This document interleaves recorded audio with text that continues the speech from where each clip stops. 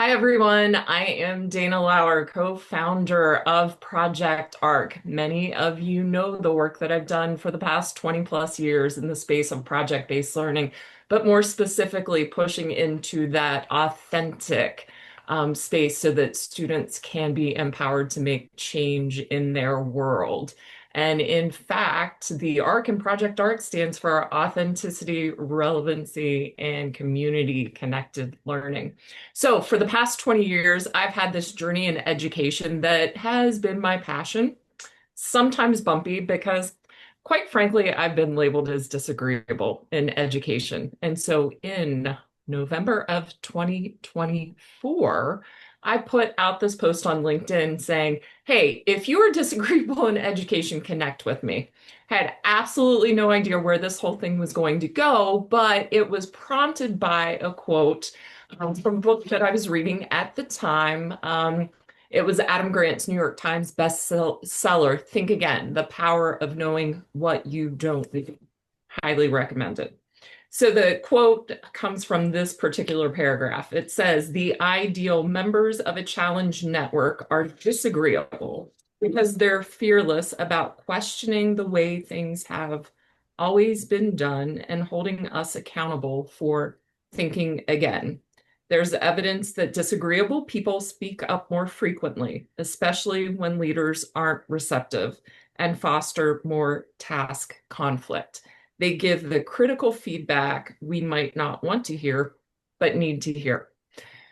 I had absolutely no idea what DIST would turn into. And in fact, Tim and I have no idea what our guests are going to say today as this conversation unfolds over the next 35 minutes or so. Hopefully, there will be some disagreements as we engage in conversation, but I'm going to add our disclaimer.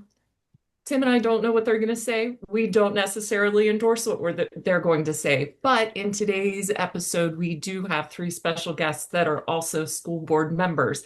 And please know that they are representing themselves and not the districts on the boards which they sit on. So in that case, Tim and I are ready to learn and hear about some of these discs as we get started.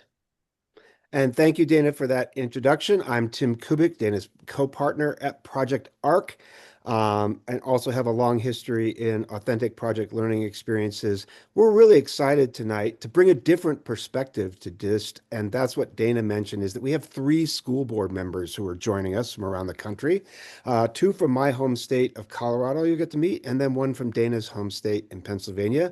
And I'm just going to say right here at the beginning, if you're a school board member watching this later, we'd love to have you on later too, because we do think the school board member's perspective is tremendously important. With that, I'm going to go ahead and kick it off and introduce our first guest, Keke from Aurora, Colorado, and ask you to tell us a little about yourself, Anne, and then what is your DIST word that you'd like to start us off with? Then we'll go to Teri and then to Dawn. So Anne, take it away. So nice to see everyone here, and thank you for inviting me. I am Keke. Yes, I am the A-Town girl here from Aurora itself, and I am excited to be here. I am a mother, a community leader. I am an immigrant from Ivory Coast, and yes, you guessed, I have had to learn English. So as they call it, I am an English language learner or multi-language learner, as they call it here. And I also work in education. My full-time job is to teach people at the college level about criminal justice, forming people who want to be serving in our criminal justice field and make our streets and our cities and towns safe. It's a fun job. And then my other job, when I'm not doing my full-time job of teaching, is serving on the board of education of my for my district and serving the amazing 40,000 kids that there are. My word today, my dis word today is disenfranchise. All right. Thank you, Anne, for representing those 40,000 kids and bringing up the word disenfranchise. We'll come back to you in that word a little bit, but first let's hear from Teri from Cumberland, Pennsylvania. Hello. Thank you so much for having us today. I really am very excited to join you and talk about this. So I am a freshman school board member. I was just elected in November, so this is a new endeavor for me. But I am a mom to three students who attend the school district. I am a member of the community who's active in public education advocacy. And then I also work in education as well. So I am on the administrative side of higher education. I work as the director of articulation for a local university. My role is creating pathways for students who start at community colleges so that they can find an accessible and affordable way to a four-year degree. And so it's been incredibly rewarding work. I always knew I wanted to work in education. And it's like Dana mentioned, I had a bumpy road here as well. But I've taken those opportunities and they've really helped develop my, views towards education. And I'm trying to come up with my word. I think that one of the things that I think is a disagreeable element is, so I may need a little help in sculpting this word out of this, but would be just that there is a lack of interest in the community benefit of public education. So some kind of disinterest in the community or some kind of disinterest for the students toward the community. Which do you think it is, Teri? I think it is. I think that there are many members of the community that forget that the benefit of public Okay. education is a knowledgeable citizenry. And I think that they too often kind of put it into this is an experience exclusively for my child, and I need to be getting this type of experience. Got it. Okay, so definitely that disinterest in public education among the community rather than students' disinterest. Very helpful. Yes. Thanks for Thank you. framing that out. And we're going to use the word disinterest if that's okay, because I think that's where we are. Dawn Kirk, friend of mine from my own school district here in Loveland, Colorado. Dawn, please introduce yourself and share your dis word. Thanks. So I'm Dawn Kirk. I have been on my board now for 6 years. So I'm rounding out and wrapping up, so to speak. I have four kids. My youngest is going to graduate in just a few weeks, which is terrifying and just such a big change to have had so many years, decades in school for my kids and myself. And now we're changing into them actually launching. And my kids have done great. My youngest is gonna do great. It's weird. Um, I have I've been a learning and development professional working in public safety and public health. So a slightly different take on education, working more on helping people once they were in a job be more effective in that job. But in the end, it's a lot of skills that we're teaching in our classrooms, and I'm just revisiting them with adults. Um, my dis word is actually going to be disenfranchised, and I'm glad I came up with a second option because the other one is disciplining. I thought that would be a good one for us to throw in the mix too. All right. Well, thank you. And first, I just want to start off by saying thank you to all three of you for your service to your communities and also your long-term commitment to public education. Um, it's not an easy road, as Dana suggested. It's bumpy for all of us who go out on that road. But I've got three words to kick around, and while I'm sharing those three words again, just to make sure everybody heard them, you're welcome to take a moment to think if you're ready to jump. Um, we heard about disenfranchisement from Anne, which I think is a tremendously important issue in many of our schools. And we heard about the community's disinterest in that, which is kind of sad when you think about the disenfranchisement, right? That the community could be disinterested in kids who feel disenfranchised. And then, Dawn, I'm glad you piggybacked on disenfranchisement because I do think it's important. But there is this question of disciplining, which is a shadow thing out there in many of our school communities, in partly because the communities don't think our schools are doing a good job, if I can say this, franchising our kids or onboarding them into being citizens, and are disinterested because they think we're not doing enough to discipline them and make them rigorous citizens. So I'm going to throw that out there. Who wants to jump in on that troika that we've set out of those three possibilities? I am going to jump in. I am curious, Terry, why, give us your how you see the word disinterest, right? Because the minute you said that, thinking about my own district here, and allow me to be selfish, I was like, oh, disinterest. Okay. There's this notion of public education, right, that are losing kids. I think the last report was over 10,000 kids that our traditional public education is losing to alternative education. What is the real definition, according to you, your perspective of disinterest? Where, uh, you know, please enlighten me a little bit. Sure. One of the things that I've noticed, particularly on this journey, you know, I will be honest and say that, the folks who ran before me had a very different experience. My experience was way more of like a campaigny experience. Mhm. So I was out there 4 days a week talking to people who were in our district.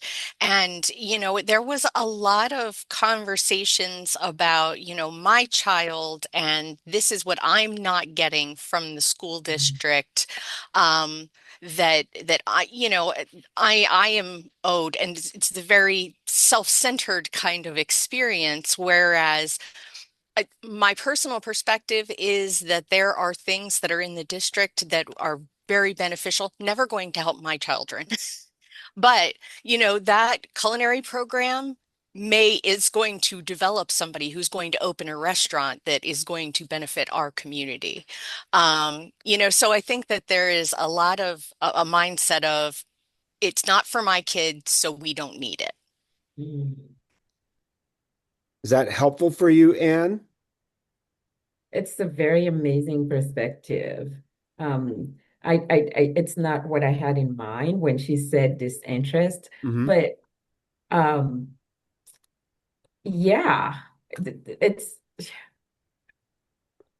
Dawn, do you want to jump in yeah. and take a stab to move us I forward? do because I think talking about the way you guys framed it around people who are directly involved with schools is such an important thing, right? So I see the connection between being disenfranchised and disinterest, and how we internalize things and then say we don't care, because it's a lot easier to say I don't care than it is to say I need something I'm not getting, or to advocate, or to beat your head against the wall one more time, right? And so I think there's part of it is that, um, part of it has been the fact that people are so busy that they don't have time to know all the things that we know, having our hands in it more often.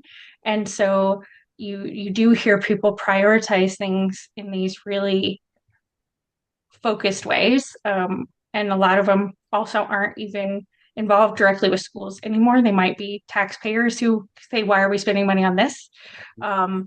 There's also, I think, these big groups that have came together to also actively disenfranchise, actively kind of deflect and even like divide and try to make that disinterest seem even more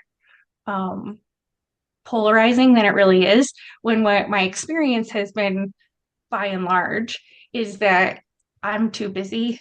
And so it is often that you'll get my self-centered point of view just simply because I don't have time to know other things.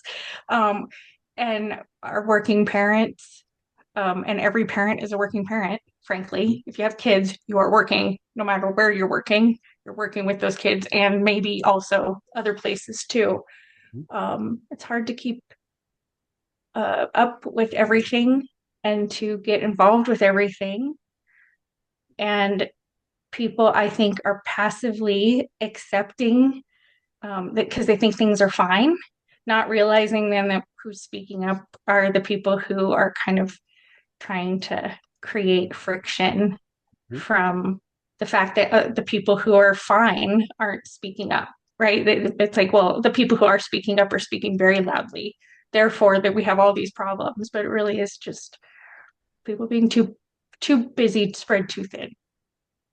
And trusting, I think, the system as well, right? Like they trust that things are okay. I don't have to speak up because things are working. Well, it's an interesting perspective to bring in, Dawn, this idea of disinterest resulting from just being overwhelmed, right? And I think all of us feel that sense of overwhelmingness about the amount of information that comes in as we try to make ends meet in our country these days, right? That like we get busy and we get distracted is maybe a word. I was trying to think what that word was that I was looking for. Distracted, right? From what's going on, which may come across as being disinterested and may, as Dawn is saying, lead us to just focusing on my kid, Teri. Um, but I wonder, like, what does that feel like to you as actual board members when parents do come into the meetings to want to speak? Do they feel distracted, or is there something else that's going on with them that is driving them into your meetings? Because I'm presuming all of you have open comment or public comment of some sort where you hear from parents. Do they seem distracted, or is it more of a kind of genuine disinterest, like I don't care? And I like what you said about I don't care, by the way, Don. But I'll just put that out there. What is your experience as board members? Well, what I can say in our district definitely speaks to what Dawn said about having a few loud voices who tend to almost domineer the conversation. And so maybe they are making a larger noise about something Hmm. than it needs to be. Um, or it necessitates. I don't know. But yeah, we definitely see that kind of situation where and then it is overwhelming for other people coming in and having such a vociferous group say, making these efforts. It's kind of like, oh, you know what? I'm just going to stay home. I'm good. It's fine. And It's really interesting. It's this is so good, guys. Tim, this is amazing, right?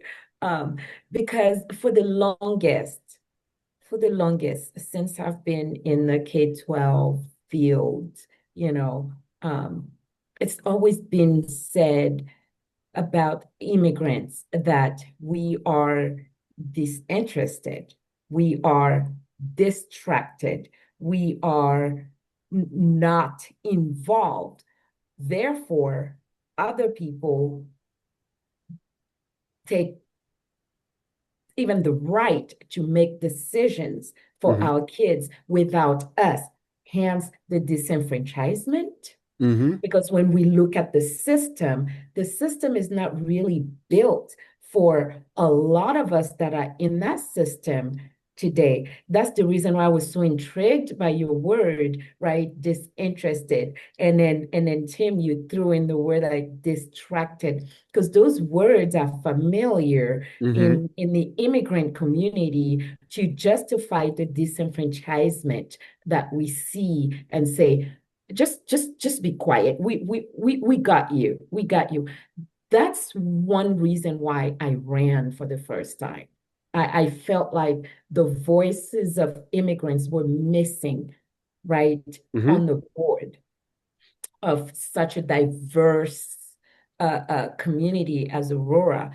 I think Aurora is the third most diverse city in our state, Mm-hmm. right? And there wasn't anyone who was speaking from the point of view of a multilingual learner, from that lived experience.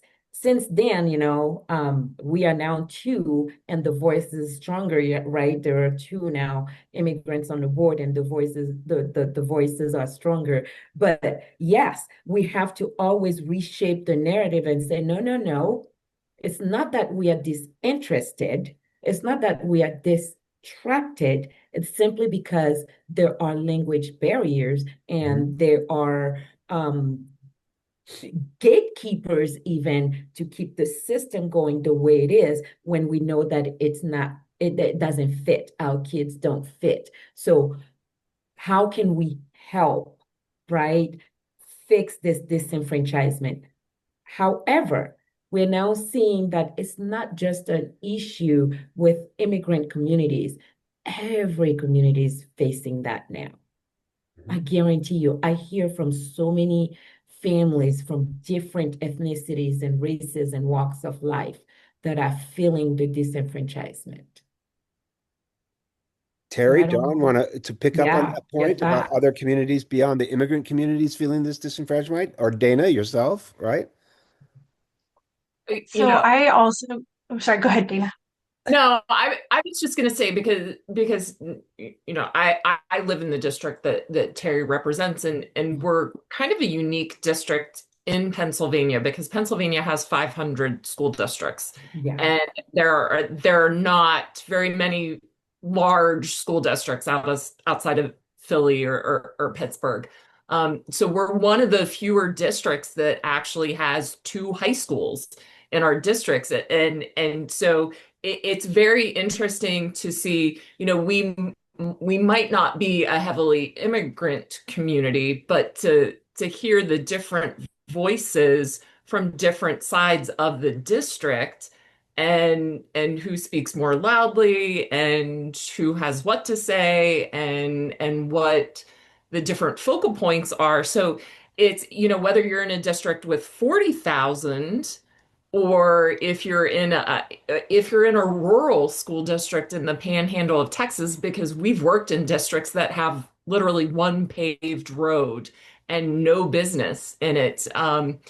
It's how do you ensure, and I'm probably saying what my final thought would be, but it's already brewing in my head. It's not just, what are the voices that are missing, but how can we ensure all voices are heard to really reshape education for the future?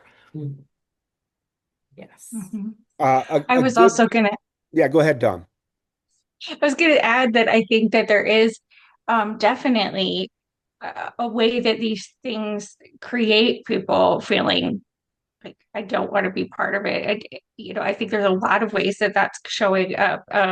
In addition to what's already been brought up, I think that it comes from people talking a different language of jargon, right? And therefore people feeling like I don't understand what you're talking about, even though it's not a difficult topic.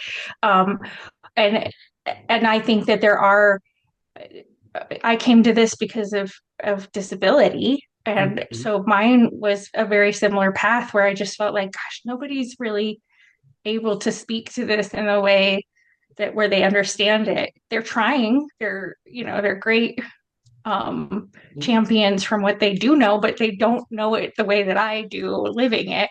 Mhm. And so I think we have a lot of people who are turned off and um, this is one of the very few professions where everybody does have stake in it, right? We're not only are we paying for it, but we're usually part of it in other ways. And it used to be like pretty much the most popular community good, and it just flipped so quickly in the time that Anne and I have been on the board. Mhm. Frankly, it flipped to where it went from being like, yeah, it's kids, it's schools, it's kindergartens, to what are you guys teaching them? And really creating even, I think, barriers and friction Mhm. that has deepened those divides. Yeah, and Teri, while it may be the case, as Dana said, that you're a small district where it might be easier to bring in those voices. By the way, I'm seeing you. I'm thinking you want to jump in and say it's not any easier just because it's small, right? Whereas Anne's got 40,000 kids, you've got fewer, but still the challenge is the same, right? I think so, yeah. I mean, there's distrust. I think that, over the past 5 years, we've seen a lot of people start to distrust. And I think that's why we see a lot of students leaving. And, what I wonder is, how can we communicate better? Mm. Because if we, that seems to be the friction, right? If we can communicate better with all the constituencies, then we can produce a better product. Dawn referenced, all the lingo and the jargon, and it's like educate, we know nobody likes, acronyms more than educators, Oh, but yeah. Yeah. and so that's hard for a community, whether you're a young parent or if you're a non-traditional caregiver. I think how many parents or, it turns away from parents and it's extended family or other caregivers that are taking care of our students now. And so we need to find a way to connect with them as well. I think that's spot on, and I want to turn it back to you a little bit, and because I think you're absolutely right what you said about the immigrant community in schools where I have worked. The immigrant community, and not worked like as a teacher, but as a coach, right? Mhm. The immigrant community is more interested, more attached, more engaged about the future of their kids than a lot of the other kids in the schools, right? And so I wonder if part of the issue is also like we've talked about how there's a story or a narrative that I got to get the words right here, that disinterested and distracted families get disenfranchised. But to what extent can we really talk about, based on Dana's comment about bringing more voices in, that it's disenfranchisement that drives disinterest and dissatisfaction? Oof, this is really good. First of all, we have to acknowledge that this, again, I think I said that earlier, right? This system was not built for what we're seeing today. Mhm. That's the first step. And when we know that, what then do we do to help, right?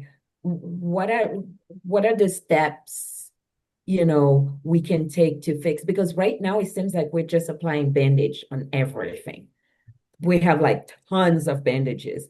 I'm even surprised that we haven't ran out of bandages in this Mhm. country. You know, but and I don't know how we can fix this issue. Right. I'm sure if I did, Tim, I'll be a millionaire. Right.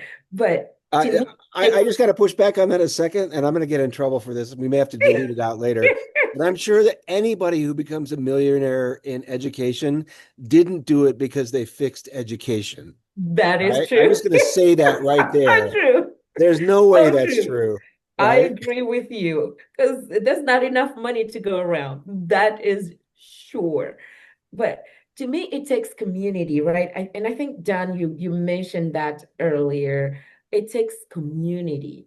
It takes going back into the communities and getting families involved back into their students' education. Again, to me, I don't believe it's because families don't want to. they could be distracted. That is true because there's a million things thrown at us each day, right? But how do we bring education back into the forefront of their priorities for them to be reinterested, right? Oftentimes, I Yeah. don't know John or Terry or even Dana in your district, when you guys analyze surveys, right? I don't know if you get disheartened like I do. It's like you put a survey out for a community of 40,000 people and only 3 people answered. Hmm. What is going on? Where are we missing it? Right? And oftentimes when you go in the community, they're like, we don't feel welcome in the buildings. Yeah, well, I think We that goes don't, right back to the heart of Terry's point about yeah, disinterest, right? yeah. But there is, as you're suggesting, and I think all of you suggested, there is something driving this disaffection, right, between the community and the schools and the community. I'm very fond of saying that teachers are like members of Congress, right? Like everybody loves their teacher and Oh, everybody loves their member of Congress, but they all and hate teachers and yeah, Congress as an aggregate, right? yes. And there is that miscommunication there where we're like, but if you like your teacher and they like their teacher and everybody likes their teacher, then maybe all teachers aren't so bad, right? Thoughts on that? Like we do have this communication breakdown that Anne's talking about it. I don't know if I can make a diss word out of it off the top of my head right now, but it does go back, I think, to what Terry introduced with her word and what Dawn was trying to address with her, I think, her second comment. So, thoughts on why our communication is so distancing for the different Well, constituencies in the community? I do think that there's a part of it that is just communication's hard. It's Yeah. hard not just in education, but everywhere. It is especially hard to do it well and to listen and to value and to understand and all of that beautiful stuff that we hope for, but that takes time and energy. Um, but that's where you really make a change is when you do finally understand someone and build some bridges there. I that's one thing that I think is at the heart of this is that we used to have our schools be more of a central place of the community. There used to be sort Yes, of that smaller world where you did usually stay pretty close to home. You knew the yeah. neighbors.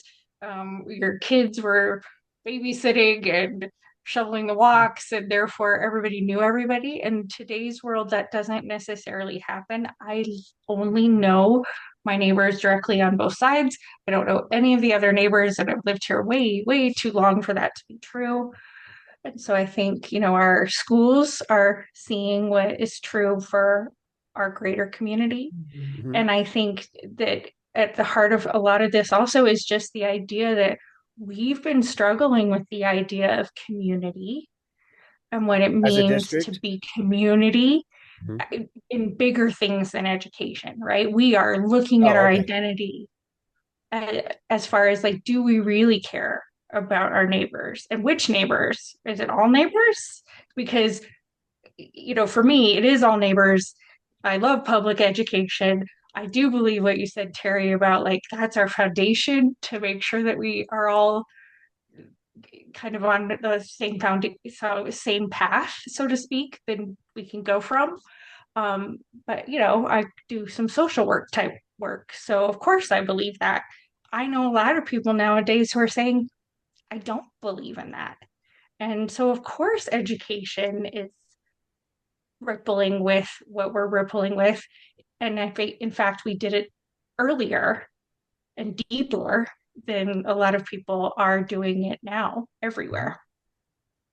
Well, that raises a really interesting question that we might be able to use to start to wrap things up for this conversation, right? Although, unfortunately, it's a question we could go on for hours about, right? But I think that the question that comes to my mind is, are the bandages we are putting on education really going to work if the aorta of community is bleeding out really hard, right?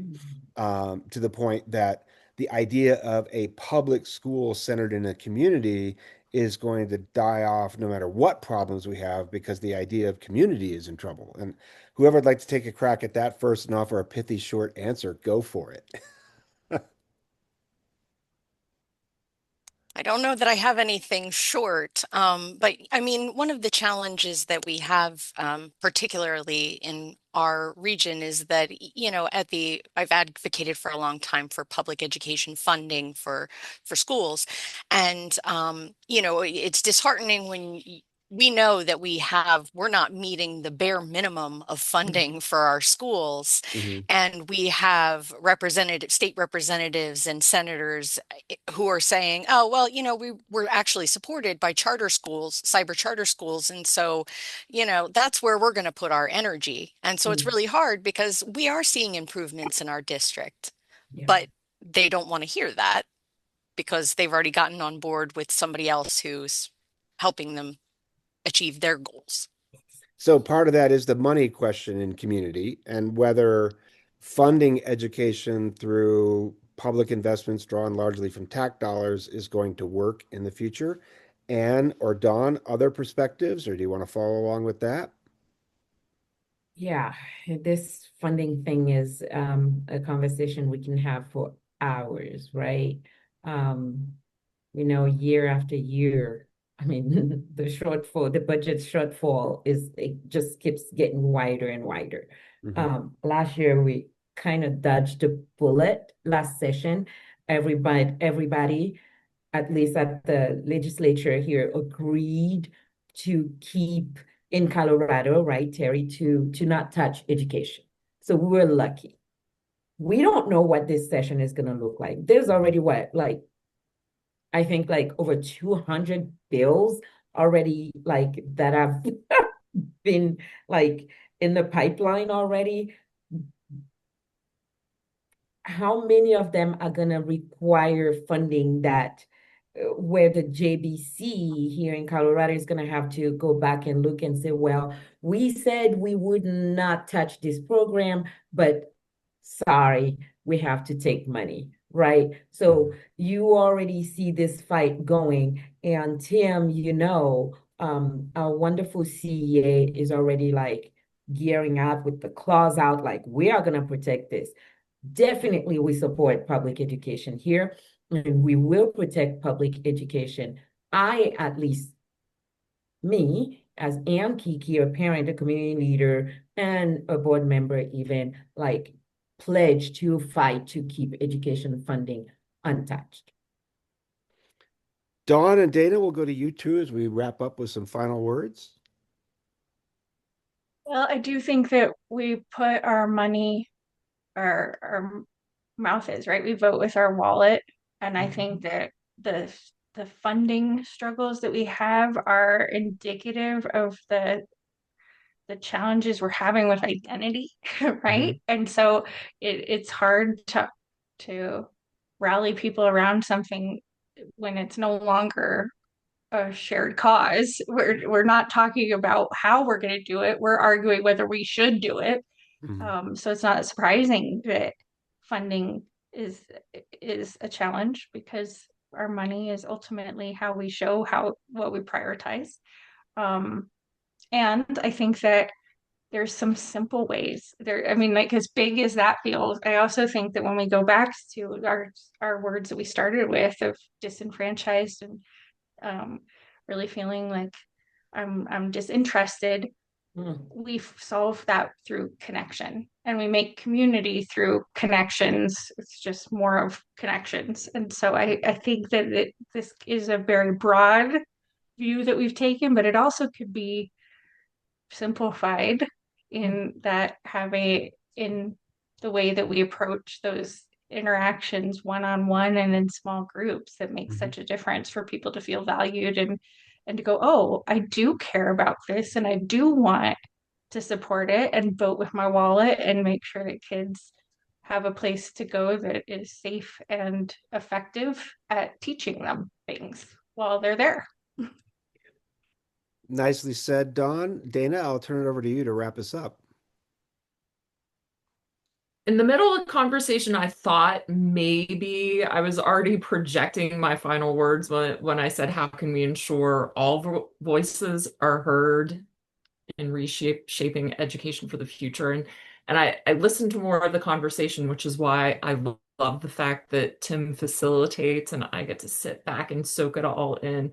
And, as we think about those words, disenfranchisement, disinterest, distracted, the disciplining that maybe we think should be the role of the school. I think that really the more complex question that we have to answer, whether it's here just outside of Harrisburg, Pennsylvania, or whether we're in Colorado, small districts, large districts, districts in between sizes, it really goes back to, I think, what Anne articulated about the system is not built for who and what we are today.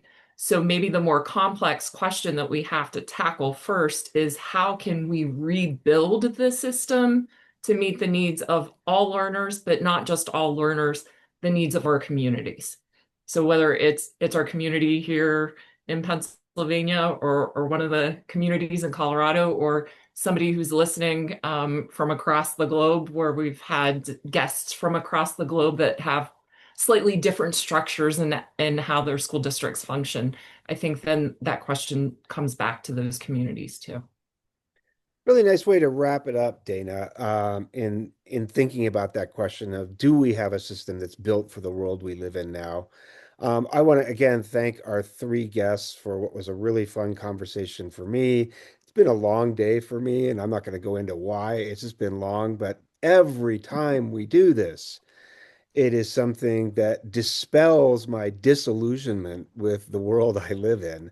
And I just want to thank Dawn and Teri and Anne for joining us tonight in this conversation, for those positive vibes, which I hope all of us, including those of you watching at home, can take with you and realize that while we may not have agreed on everything, the net result was something pretty special and pretty positive. So thank you, and I hope you all have a good rest of the week and make it through the cruelest month of the school year, February.